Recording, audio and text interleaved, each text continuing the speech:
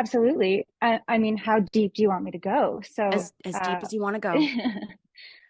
one of my main areas of research is delving into this environmental sort of perspective of music psychology. So, why music is so prevalent around the world throughout history.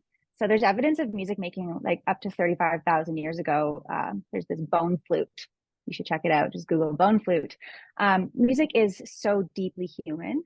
And so I'm really interested in why. And the evolutionary perspective that I'm talking about here is that music was necessary for social bonding amongst human groups.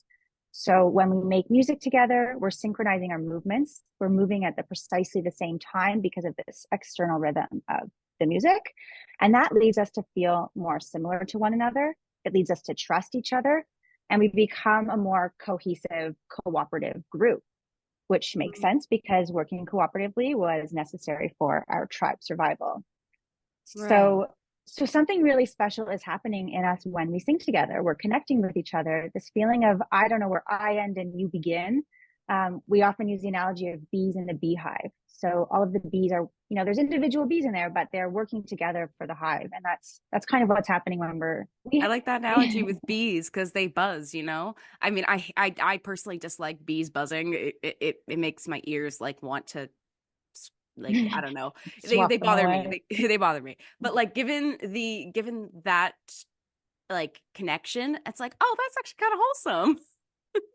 It's quite remarkable. And so we've been developing what we're calling the bread and butter theory, and we haven't published anything on this yet, but I'm going to give you a little sneak peek about what that is. Ooh, you So speak exclusive. you put people in a room together and tell them to make friends.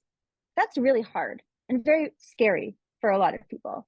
I'm But if you people. get them to, yeah, I'm people too. It is scary. But if you get people to sing together first, and it helps Oh, them to feel calm, and it helps them to feel open socially and feeling connected, like what I was talking about earlier. So we call it the bread and butter theory because the bread is the friendship, the sustenance, right? hmm. The conversations, but the singing together is the butter and what makes the bread more delicious and makes it easier to Hmm. eat. So that's the way we're conceptualizing singing, that it's the singing is helping to develop the friendships, and it's helping people to feel connected by enabling you to eat more bread. Interesting. I like that analogy a lot. If you want to hear more stories, don't forget to subscribe, comment, and like. To support more youth by youth led projects, visit us at youthspeak.ca, where you can donate and spread youth mental health awareness. YouthSpeak Charity. Speak, inspire, change.